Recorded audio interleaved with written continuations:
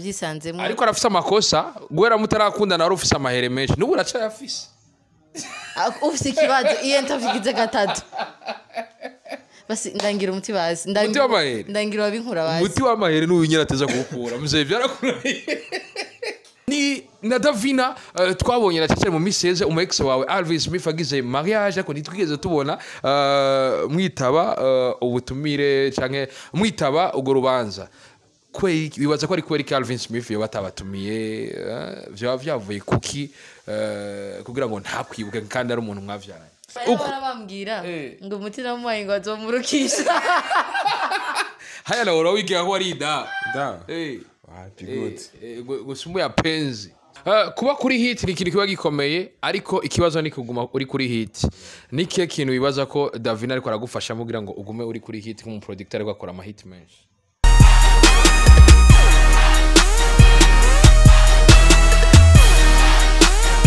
Hello boys and girls, nizera ko meze neza kwa kuri anabura ko rishishige like a dreamer from Orisa aka Black Man nizera ko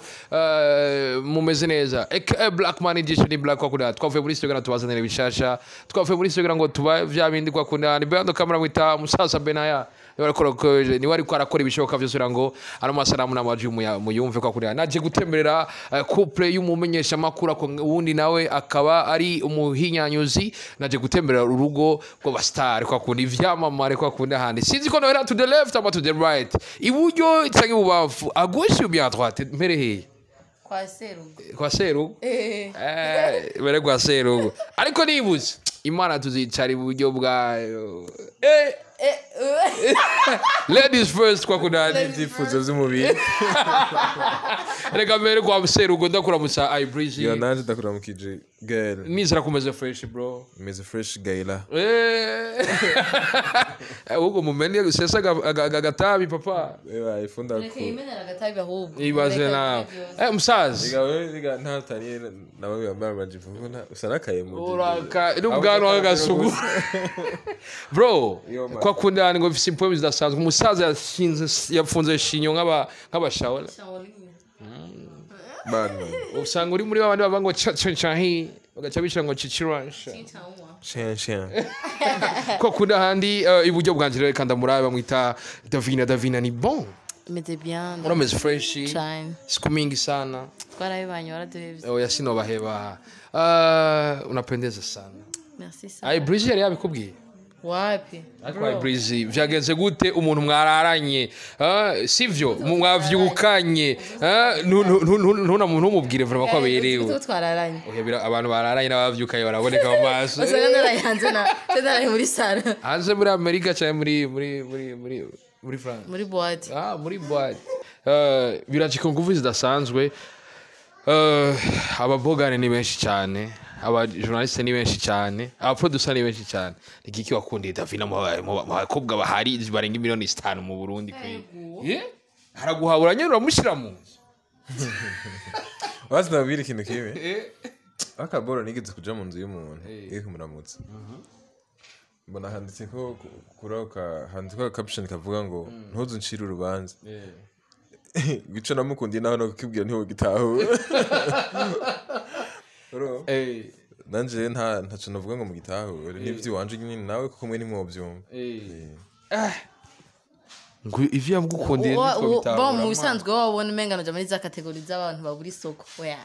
naramurozi none kuko ngo bamukundiye oya ufete umva ko no buri soko ega nawe nagomba ndagushikike ko uravyo hari producteur benshi hari abahungu benshi turashikangira nk'imiliyoni nka 5 mu Burundi no mutibe turi miliyoni 3 nabihebeye igipatiri rero urumva aho barimwo abantu mutazopfa mukeneye urabibona n'abafurera n'abaki n'umutipa mukundiye iki kwe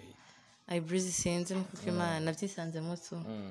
navyisanzemo ariko arafise amakosa guhera mutarakundana wari ufise amahere menshi n'ubu uracayafise ufise ikibazo iyo ntavugize gatatu basi ndangira umuti basi ndangira wabinkura basi umuti w'amahere n'uyu nyine ateza kuwukura muzeye byarakunaniye uvuga ko ushaka kunkura ku isuko haba umutware nta bindi gusa ugitwaza ni Davina na cyane tugaruka gatoya ku vya Breezy na wewe bifise impwemu idasanzwe ako banzo tubwire kwanza ubuzima kwanza bw'igistare na couple gacijamo biba bimeze gute je sindi umustar man urumugi ndi umuntu asanzwe ndi umujournaliste wowe uri umustar umustar nujya asohora amahiti uyu ni wari umustar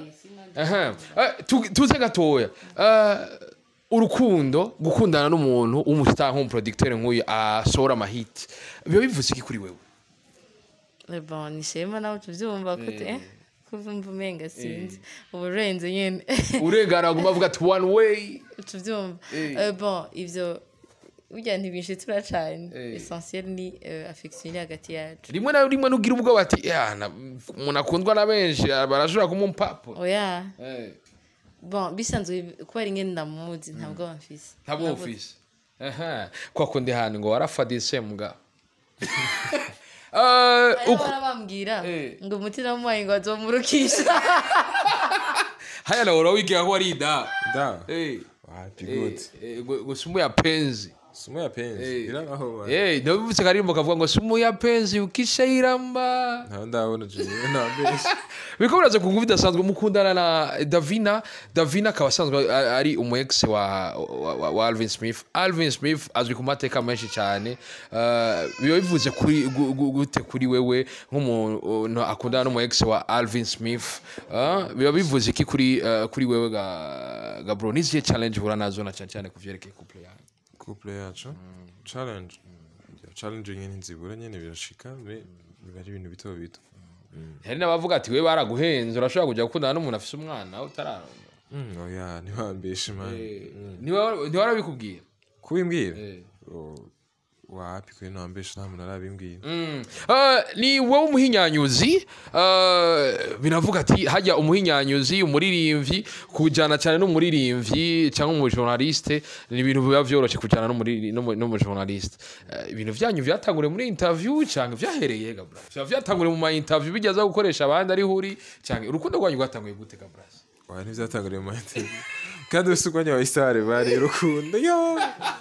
bari birebire gose ariko man ivyo bintu uhisha niwumva ko nyene biba biri ibintu birabigutera isoni oya ntibintera isoni man ntibintera isoni mugabe ari ibintu birebire bari histoire ndende hagati we n'uyu ni datanguye wundi umuhungu man waramubonye urahabuka oya man guhabuka biba urukundo ari ivyifuza gusa waramubonye nyene uravuga ati je ngaka gabisha inspiration zirashobora kuduka oya suko man Ibreezy n'umuntu urukundo kuri Ibreezy niki urukundo kawaida gwa very n'umuntu kwanza mu mufitaniye ubugenzi bijyaze kuvuga ngo mugabanye umuntu rimwe ngo je ndamukunda ujya muntu ntuzi nica arico nawe ntabakuzi cugenda ugatera ukadraga ro hajye bawihenze gose ako kudofutka ziraba kudofutka zirabaho meze ntibari vyiza kenshi utegeza kuba umuntu ari umugenzi wawe muyaga rimwe ukamumenya icari nuko ari buke naho bitaba bikwiye avuze ngo ndabonye umuntu ngo ndahabutse urabizi rero ngo tugire ukuntu usanga nawe araguhemyera kwemereye ku bwa Ibreezy ntashobora gukundana n'umuntu batabanje kuba bajyamo ngo amwige oya vraiment je sino happy umuhinyanyuzi aba ariko ayiyumvira vyinshi amapiano aguma avuza aguma yiga kuvuza amamute amapiano electrique ku mamashini n'ibindi vyinshi guitar mute sawa nanzi uvuze ngo agumega kuvuza ama mute oya ni guitar mute urabona ko bazingine ama mute avuga kandi bari mute ariko yiga kuvuza ama piano electrique n'ibindi vyinshi biba biriko biraza kuri uwo mwanya ako no mujama bica bigenda gute kwera kugira umuyibasire kabisa twabisanze muko nyene urumva sinzi ngere mbita atari yasoya karirimbo ka fresh azakambwira dakesera avuye hajya oya gusa bon niko bikubwira byose bitangura mu bugenzi sivyo tangura mu bugenzi kandi byose ni bibavuga gute step by step canke ubwiko n'go rugenda siba ngo twarabonanye hama turahabuka ngo canke kiniki oya bon ego irevre byafashe umwanya muto umwanya muto twawuzemo ibintu byinshi tuza kubona yuko dushobora no gufama ikintu kirenze mu rugendo rwanyu y'urukundo ni kihe kintu wishimira gaye cyo nishimira nuko duhuza tu icyo kirakwiye yego kirakwiye mu rugendo rwanyu rw'urukundo nihe ubona mutarashika bon urazi bivanye je ntaho mbona atarashika bimwe bimwe nifuza ndamaze kubishika ko na Breezy ibindi biza nk'inyongera ya biza nk'inyongera ya umuntu wese afise indoto mu byo bariko arakora uramaze kubona mu rukundo kenshi bavuga ngo ni gukompletana kuzuzanya urabona ko ari vide nyene wari ubura apa yuko nyene iyo ari mama wa toto kinagufasha na cyane muri production yawe haba mu ngorane canke ivyiza mu bana yarafashe ibintu byinshi rwose yarafashe ibintu byinshi nko dufatira ibintu by'akazi ku producteur n'ibintu vyugara umuntu rwose byo usanga umunsi wose uri muri studio ndetse no kurara muri studio ukarara muri studio wumva rero udafite umuntu akuba hafi atuma wumva umeze fresh mu mutwe ko ntibibaze turakubwiye utange gutwenga wewe umva man urumva hari igihe nyiraho kudashaka guhaguruka ngo ndagiye ngo kuronde ibintu bya production bikunda vya vrai no kugira vyibagira urumva igihe kibi hari rero biwafunguye no ifu ugire takora ibyo ufungura byo ibintu nk'ibyo bari byiza gose ku producteur uti ari ibintu vya mbere akora arakwibutsa gufungura yego nukuri kandi no fungura ndanavyibagira cyo gituma wavyibushe man wapi na ivyibushe bro yo ko kudahani bado kabura wita Benaya kuri mikoro y'Injusite Galek Blackman edition Black murabona ko naronsa kayobe kurandi kumwe n'abo bantu ukaburi kubona Babylon babwira ati Babylon hoshi ni na Davina twabonye na cyane mu miseze umu ex wawe Alvin Smith agize mariage ako nitwigeze tubona mwitaba ubutumire canke mwitaba ugo rubanza kwe bibaza ko ari kweri Alvin Smith yo batabatumiye vyavuye kuki kugira ngo ntakwibuke kandi ari umuntu mwavyaranye oya nimba bafise igaro bakoreye ko nene makanjeyo none mwaravyaranye si histoire ubundi uzi gute twavyaranye none go ikigufite ntese ndabizi ubizi gute none kujya mwana ruwiyo none uravyihakanye yo era bizibye nayo oya gusa bon ndabugiriye mwo nivyo nakunda kuvuga ngo umwana amenya nyine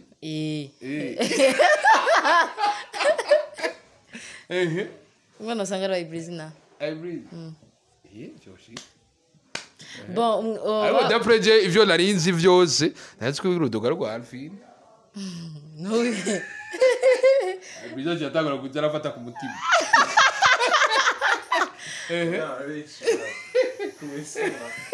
abajurnaliste rero barateranya abantu nafashe ku mutima cyane kare kwitaba gufata wapi je ko rifatira imashini man wapi ati rero bibaza ko riguhera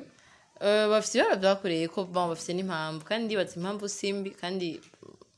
ngira kuba atagiye nta kintu capfuye hama nuko twari kugira nta kintu cari kwiyongerako ntishobora kwibaza ko uwo buri mu bantu adakonsidera ko nyine bari abahatari mu buzima bwiwe ivyo nzi wari bisanzwe kandi sitamukonsidera ko ari umuntu watari kuko deje umuntu watari ndamusedeje umuntu watari wa mbere imbere azi imbere ya bose n'umwana n'umugabo wanje ariko abatumire nabo nyene ntibo gusumba niyo basaba wiwe baba batari je sinabonye nabi vraiment sinabonye nabi sanse no kurubanza gwe gwagenze neza kandi yana yarabizambwiye ati congratulations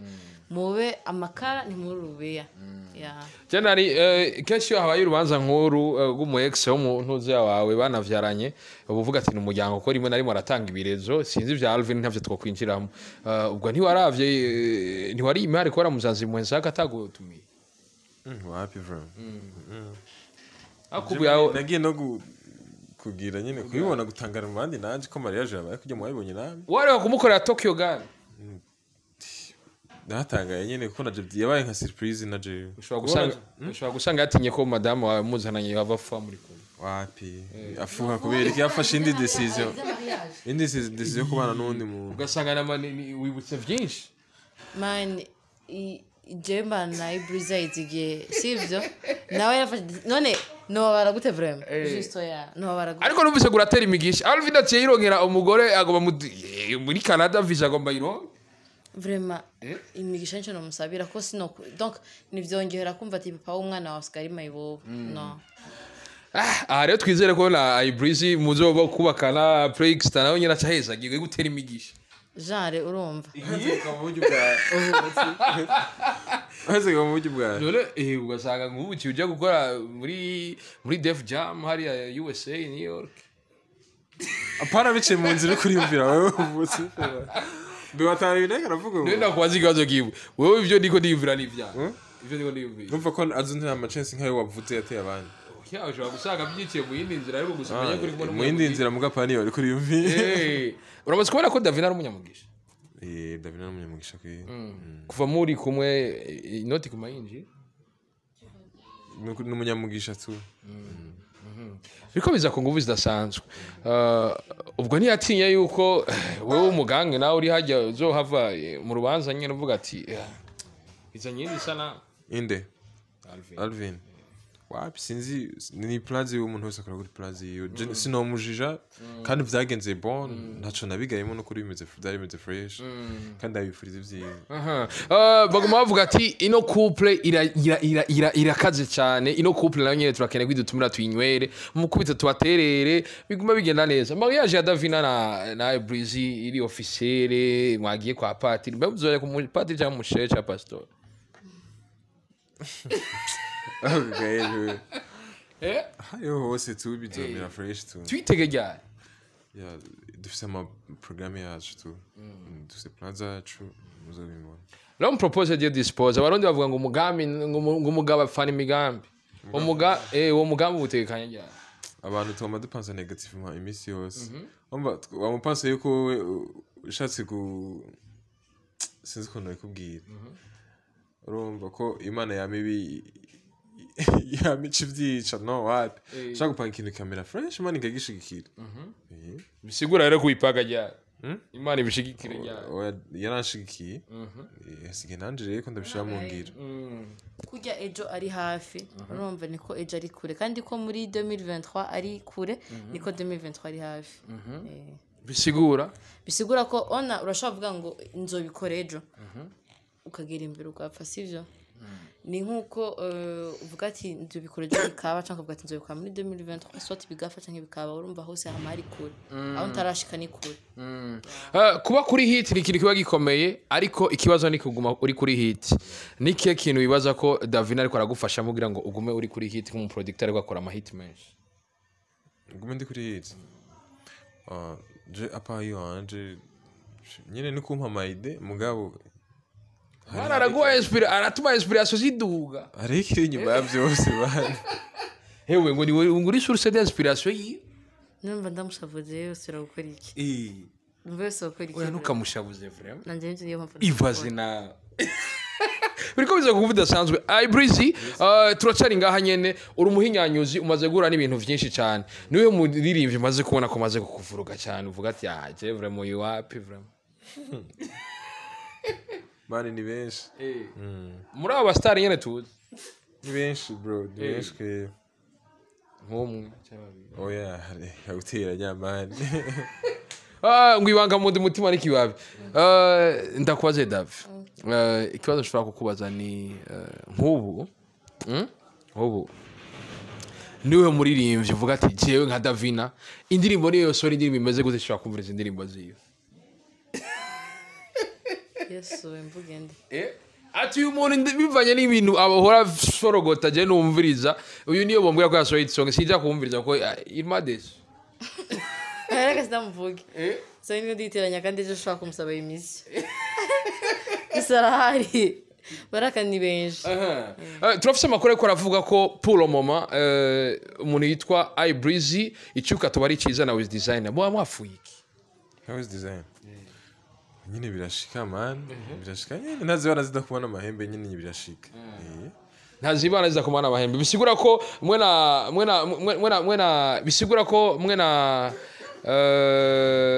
bisigura ko mwena Davina bishobora gushika mugakomanya amahembe birashika umenye ko Davina atandukanye na with design ariko avuze genre umugenzi ariko jewe ndi umuntu bamana buri gihe muri struggle mu byiza no mu bibi urumvuga nawe amahurira mu kintu kimwe turi ngaho nyene uvuze ati nazimara zidakomana amahembe ariko ndakene kugaruka gatoya kuba umuntu wamukoreye indirimbo nyinshi ama hit songs menshi mu nyuma bigahera umufatiye ama account yiwe ivyo bitanga ishusho yawe kubera iki wabigize sinafasha ama account nafasha account imwe gusa kubera iki yo kuyifata oya nyene hari ibintu nyene byahaba kuyifata nyene no kuyihagarika nyene bisanzwe maybe byaraheze tu uzoyisubiza eh uzoyisubiza yarasubije deje gusa nyene birashika mani birashika nyene mwana gakura havuga ati wewe urakuze ndaba rero ukuntu widebura rero kuri intambwe ugeze ko nta bindi birebire kuri intambwe n'umuhinyanyuzi Ibreezy bro ku myaka ufise na hiti ufise ugaragaje kuraba uburemere yawe ufise wiha amanota ngahe manota wapa bana ni baguha amanota yawe woje kwishura ugakora ama examen ukaca wiha amanota oya haba umuntu ateza gukosora iminsi yose ariko no muntu uri source d'inspiration yiwe mukaba muri ko murakora bino bikorwa bidasanzwe umuntu aguma niyumvira ati eske umuhanuzi mukuru wa umunyabanga mukuru wa Ibreezy uruhara rwiwe muri no hit ruvahe rugahera uruhara rwiwe Rwanda rw'iwanje novuga icambere coco nuko like mbere yuko uvuga ngo uruhara rwiwe ruva integeza kumenya kwanza Ibreezy ukuntu ameze sivyo hari ukuntu mba nzi Ibreezy si yashavuye nta kimwe ushobora gukora muri ico gihe mba nzi yuko yashavuye ati kimwe ushobora gukora donc ibintu bituma ashavura ndavyevita ya natete badusera basozera Davina hiti ni ikintu kidasanzwe sha ni Davina umufasoni wa Ibreezy ariko afise aba ex benshi abangahe ntibarenga babiri none ya uzi bangahe hariho Alvin hari amujama muri 5 mugagara yego muri 5 mugagara niwe wemera bangahe wewe nta numwe nta mu ex n'umwe wemera James umugabo ivy'aba ex bikurahe nta wa ex ufise James umugabo umwe ivy'aba ex bikurahe nshobora gufisa aba ex oya ari ico twigeze gukundana ikintu cya mbere yatanguye kumbaza mbajije ngo ufise aba ex bangahe no muntu yarabikubajije umuntu ntiyagukunda kuko umuntu agukunda ntarapasi yawe kandi yaragomba amenye kwanza icyo twapfuye nawe ba ex oya yarakubeshe kuko nawe deja ari umu ex w'abandi ntiyagukunda iyo muntu ufuma avuga ati umu ex umuheruka kuvana mwapfuye iki igari ubu niho yagomba gushika canke akakubaza ati ukunda iki wankiki jana canke ati ati gira umunsi nuko niyo ifura tayofisi iyo ifura tayofisi ngende guhagarika umukobwa ngo vipi ngumeze wapi ariko Ibreezy umuntu akuburiza umenga ufise amasoni wapise amasoni wakunze umuntu yakubimubwira gute kugenda gukunda umuntu Ibreezy ashaka umutigitira azagenda umutigitira Ibreezy reka reka uri umujama yarakugaye ko sa yasukungara ko nyine urumva urabona ingiryosho wayiruhiye lakini ubu nawe ni uvuga ati aha na kwa kundi aha kwa Ibreezy kagora umwana w'abandi kwera kava mu ngagara za mukamenge ko wa mucyaramba uvuye mu déplacement yose n'umutima we ugomba kuwushyira muri garage abana muri garage namwe parenthèse bayashye muri kabaza iyo ukunda umuntu uba ufise ivyo muboye ku bwa mbere munabanye uragira n'ibindi bintu mubona ku bwanyuma niki kintu ciza utari witeze kuri Davina wamusanzemwo mumaze kuba muri kumwe Ibreezy ndagushimire nizere ko n'ikindi gihe nitwabahamagara muzotwitaba bisaza nta kibazo bro nta kibazo ubahwe asante sana bro Mr Babylon Babylon turamwirukana na emoji bwo bwaro kagasuguru n'atari ndagushimire Davina ndabashimiye nanje nizere ko n'ikindi gihe tuzogaruka ngaha kwanza tuje kuyibarutsa tuje